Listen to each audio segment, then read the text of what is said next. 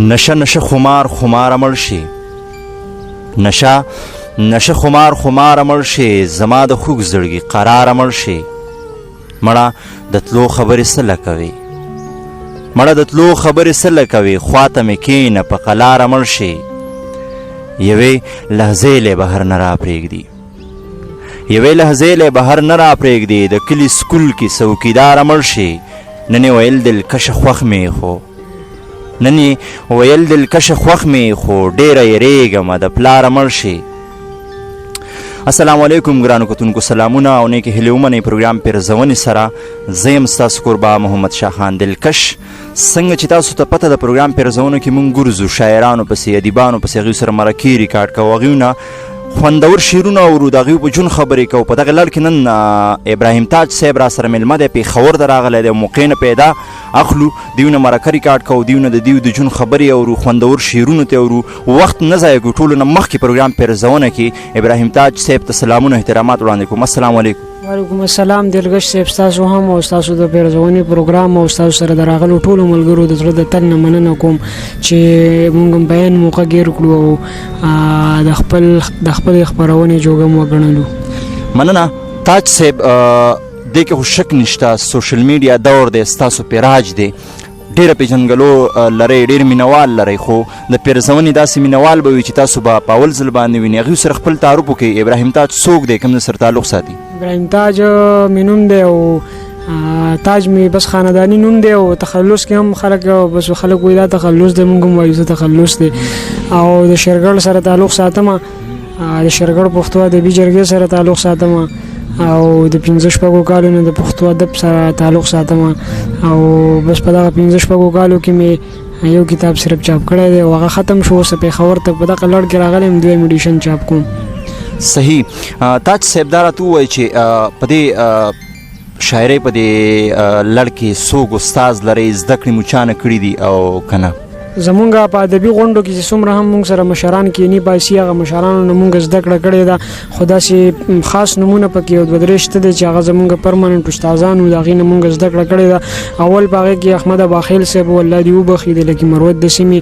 دویم نوشاد کیمور، امیر زمان ملنګ صاحب، دغه درې زما دپاره نوموړي دي. د دې نه علاوه هر هغه شاعر چې هغه زمونږ نه سینیر دی، زمونږ نه 2 ټکي زده دي، هغه زمونږ استاد دی. صحیح. ابراهیم تاج کم شعر نه شهرت او پیدا کو، مطلب کم شعر نه کم نظم نه ستاسو خلکو وپېژندئ چې ابراهیم تاج هم څوک دی؟ خط نظم نه ملګرو پېژندلی وم اوله کې، یو خط نظم او یو غزل دی، خواشه او دی خواشه. اوس هم چې راتلم په دغه ور کې 2 ماشومان مخې له راغلی نو ما ته داسې وکتل، ویله خواشه او دی خواشه، نو ما وخندل. نو بهرحال دغه یو دغه غزل او یو دغه خط نظم و. ستاسو که سوچو کې ستاسو اکثر له نظمونو کې په شعرونو کې نوی ردیف وي، دا د کوم ځای نه راوړی؟ بس دا تخلیقي یو سوچ کو، فکر کو، داسې په توک نه لګیا، ځان پې ښه ګوښمال کوو نو ځان راوړو را پیدا کوي بیا. صحیح. داسې ډېر خلک هم وي چې ستاسو نظمونه خوښوي، داسې ډېر خلک به هم وي چې ستاسو د نظم ستاسو د ردیف خلاف به وي. هغې خلکو دپاره بیا ستاسو څه جواب وي؟ دغه تیر ځل یو نظم ما ریکارډ کړی او غواړم دغه خبره هم ستاسو په دې خپرونه کې ملګرو ته شریکه کړم چې دغه نظم ما ریکارډ کړی او حالانکې په دغه نظم کې داسې ما څوک خاص ټارګېټ کړی نه و، عامه خبره وه، خو په هغې باندې زموږ د ادب داسې سینیر مشران شته دی چې 4 کتاب یې چاپ دي، هغوی په دې باندې بحث کړی او دې باندې تنقید کړی او په ډېر په سختو ټکو کې، او بیا دا خبره هم کړې وه چې یاره دا نه مورا نظم دی، نه یو دی، نه بل دی، نه بل دی، حالانکې زما چې څومره تجربه ده او زما د استادانو چې څومره تجربه ده نو دا مورا نظم دی. ما هغوی ته وویل تاسو ما ته مورا نظم تعریف وکړئ، خو یې نه کړو. مطلب تاسو ته ډېرې داسې مسلې راځي چې تاسو یار دا ردیف یا دا نظم دا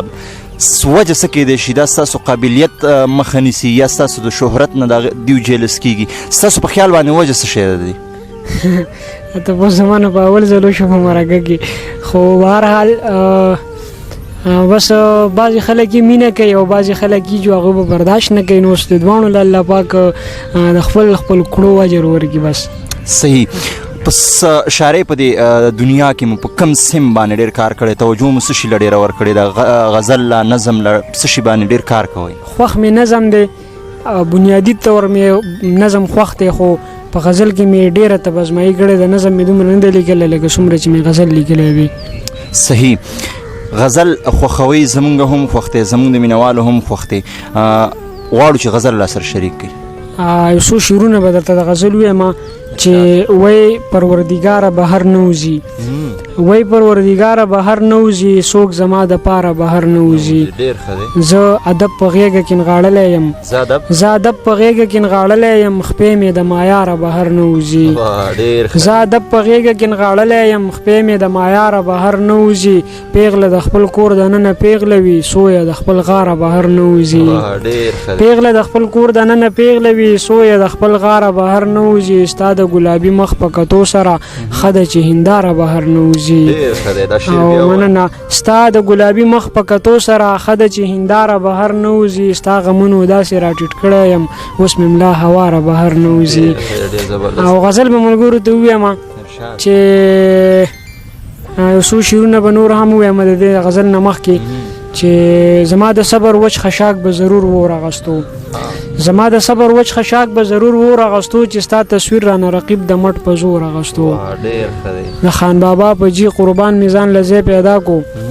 د خان بابا په جی قربان میزان لځې پیدا کو، غنی پیسې چرته او چا بزان لکور اغستو.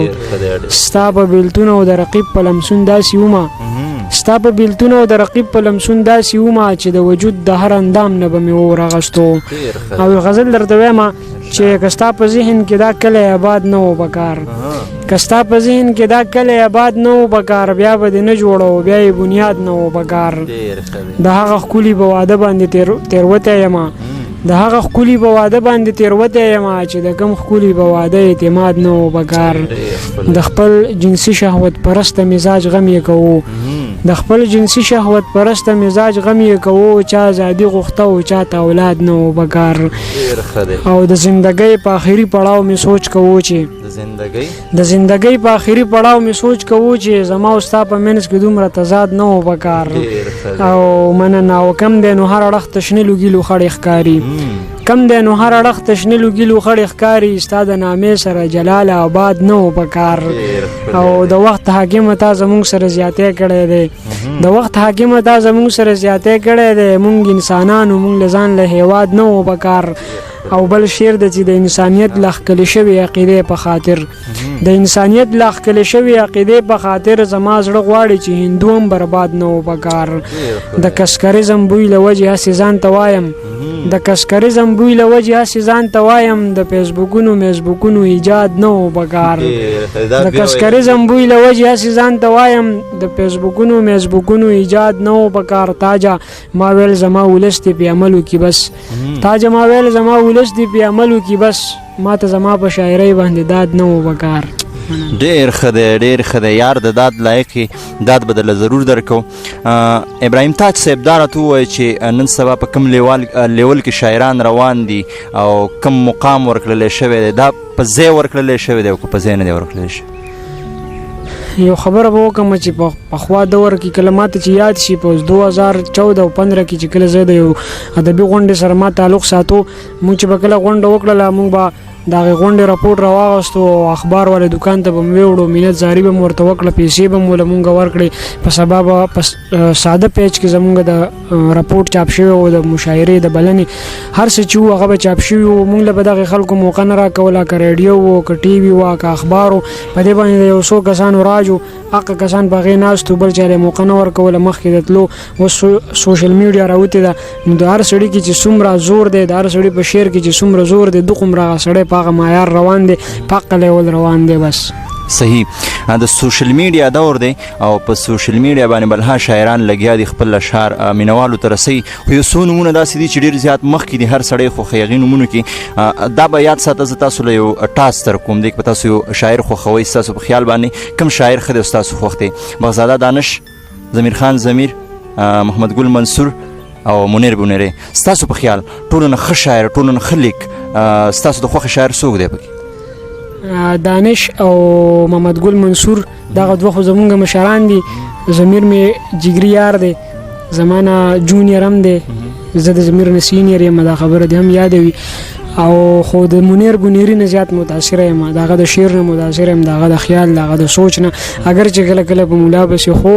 هغه باوجود هم منیر زما د زړه سره دی په منیر مین یم بس صحیح ابراهیم تاج کو چرته شاعر نه وینو سبب یاره زه وایم کنه چې د خلکو ته دا خبره کوم چې څومره هم خلک دي چې بچي کېږي نه زم چې دوی داسې تعلیم ورکړي چې دوی رالویږي او شاعرانی هغه مین وجه دا ده چې شاعر سړی په ټوله معاشره کې د ټولو نه حساس سړی دی په معمولی خبره د هغه سوچ په معمولی خبره باندې زړه خوري بار چې په لار باندې تېرېږي او سړی سوالګری دی هغه په لار کې ناست دی نو که عام کس پې تېرېږي نو زړه ښکته بره نه تېر شي خو چې شاعر سړی په هغه تېر شو دی به بیا را روانه ټوله شپه زړه خوري چې دا سړی مې لیدلی او په داسې حالت کې نو احساس چې کوم سړی غواړي چې ما کې د احساس پیدا شي د شاعرۍ د پیډ سره تعلق وساتي که په خپله یې کوي هم او که نه کوي خو چې مینه ورسره وساتي بس صحیح غزل هم د اورېدلی دی ستاسو نظم خلک ډېر زیات خوښوي نظم را سره شریک کوي نظم به دغه تاسو ته ما وویل خط نظم مو ملګرو ډېر خوښ کړی و د کتاب په شاپاڼه باندې هم چاپ دی زما هغې نظم درته وایم خط عنوان دی د هغې چې بېګا ناوخته غوندې کور ته راغلم مور مې شکي شوله راپاڅېدله بېګا ناوخته غوندې کور ته راغلم مور مې شکي شوله راپاڅېدله زما جبونه یې زر ولټول هېڅ یې پیدا نه کړل بس یو کاغذ و هغه کاغذ کم چې و تا راکړی ما لا په برندو سترګو نه و لوستی مور مې شروع شوله ستا خط یې لوستو زه یېرېدمه چې مور پوه نه شي ما زر حمله وکړه کاغذ باندې شکر دی ټول مې ترې راواغستو خو لږ ټوکړه ورسره پاتې شوله زه یېرېدمه چې مور پوه نه شي خو هغه لږه شان ټوکړه کومه چې زما د مور په لاس کې پاتې شوله هغه ټوکړه څه د کمال ټوکړه وه هغې ټوکړې را له کار وکتلو په هغې دا ټپه لیک شوې وه چې نوره په کور د ټینګې نه یم مور ته دې وایې چې جرګه راولېږي نه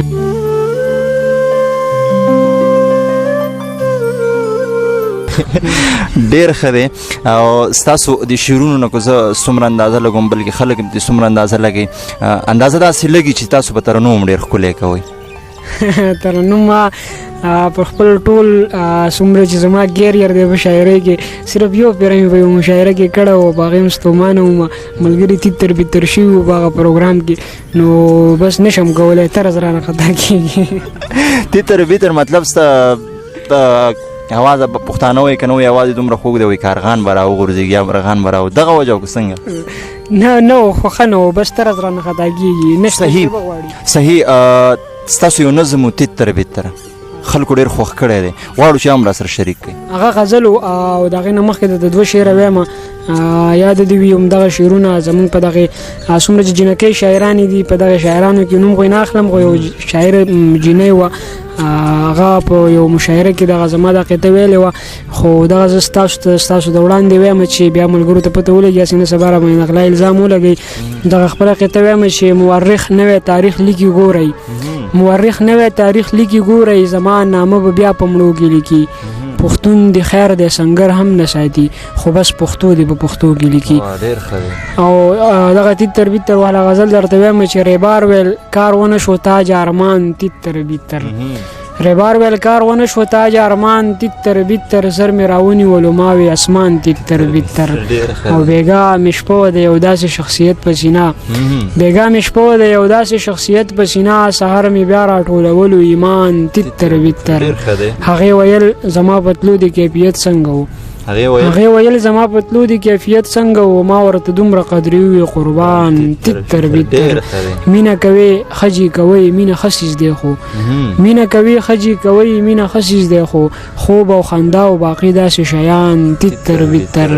تاجه ارمان د دنیاګۍ په هیرت ساری ګامه د آخرت دپاره ساز او سامان تیتر بیتر تاجه ارمان د دنیاګۍ په هیرت ساری ګامه د آخرت دپاره ساز او سامان تیتر بیتر ډېر ښه دی حد مو کړی دی څو شعرونه نور د خپلې خوښې را یاد شو په دغه تیتر بیتر پسې چې تک سپین کپن یم راغاړې اوزه ها ها ها ها تک سپین کپن یم راغاړې اوزه ها ها ها ها پتا مین یم راغاړې اوزه ها ها ها ها د پښتو نون نه یم چې هر سړی د خپو نه نیسم د پښتو نون نه یم چې هر سړی د خپو نه نیسم د انګلیش ون یم راغاړې اوزه ها ها ها ها او خپله ښځه به دې هسې درته لارې ساري خپله ښځه به دې هسې درته لارې ساري د چا مېرمن یم راغاړې اوزه ها ها ها ها بس دغه غزل دی خو دغه را یاد شو صحیح. تاج صاحب ستاسو یو نظم مولا والا ډېرو ملګرو خوښ کړی و خو زموږ د پاڼې کوم مینوال چې دي هغوی غواړي چې په دې پاڼه باندې هم ستاسو هغه نظم وچلېږي. را سره شریک کړي ډېره مننه به وي. هغه نظم یم عنوان یې دی پښتو ادب چې مور یې وزېږوي پلار همسا په لاس غلي چې مور یې وزېږوي پلار همسا په لاس غلي او د ملا د کور په ور باندې ډزار جوړ کړي چې ملا صاحب راشه زوی مې شوی زر راپاسه غوږ کې اذان ورته په خوږ اواز کې هم ووایه یوه ښایسته نامه کتاب کې ورله هم وګوره دغه ماشوم وي چې رالوی شي نو شاعر جوړ شي بیا چې قلم په لاس کې ونیسي شعرونه لیکي نو د ملا په سپکاوي پسې به سوړي ګوري نقطه نقطه غلطي به ګوري او ملا به یادوي چې زما ملک زما پښتو ملا برباده کړله د ملایانو دا فتنه د ځمکې لرې شوی نو هر خوا به امن خوشحالي شي او سکون به مومو دغه شاعر وي چې یو ورځ مړ په کټ کې پروت وي بیا چاله چل د جنازې هم قدرې نه ورځي نو چل یې لا لرې جنازه هم ورله ټک نه ورځي بیا په ملا پسې په منډو منډو کور ته لاړ شي چې ملا صاحب هله زر شه جنازه پې وکړه او دا بې لالچه بې هرسه ملا زر منډې کړي او د دې شاعر په جنازه الله اکبر وایي چې د ملا نه جامې وباسي په ډانګ واچوي چې خپل ملا د ترقۍ په لار کې بند وګڼي چې په دویم شعر کې په ملا پسې کنځلې کوي پښتون شاعر وروره د پښتو ادب به دې ته وایي د سینما په لسګزیزه شیشه هم وګوره یو اداکار ورته په لاسو کې ګیلاس اغستی یوه لغړه جینۍ یو خوا بله بل طرف ته او دا پښتون د پښتنو جونو په منځ کې پروت وي پښتنې نه وي خو نامه د پښتنو ورکوي د پنجاب وږي تږي د کوڅو وږي تږي خلک د پنجاب راولي او پرې نامه د پښتنو تر سرو ولګوي او بیا د کوڅو وږي تږي خلک د پنجاب راولي او پرې نامه د پښتنو تر سرو ولګوي جامې تې وباسي واچوي جانګي ورته د نوي نسل په ذهنونو باندې اور پورته کړي اخلاقیات او خیالات ورله مغرب کې چې ورته وی وروره دا مه کوه دا ته څه کوې نو زر راپاسي وایي دا خو د پښتو ادب دی ورک شه ملا تنګ نظري را باندې مه اچوه زه چېرته لاړ شه په قلاره په منبر کښېنه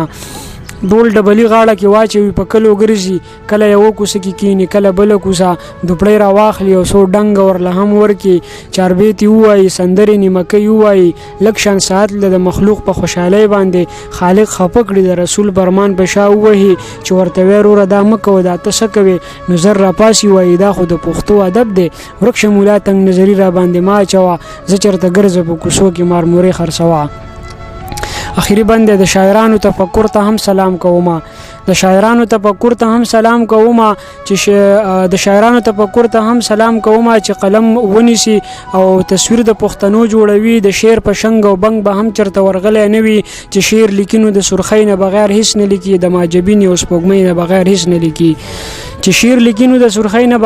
نه لیکي د ماجبین او سپوږمۍ نه بغیر هیڅ نه لیکي چرته په عمر کې خوب په بالغ نه وي کړی او دروغ وایي د جانان د سنګل ذکر کوي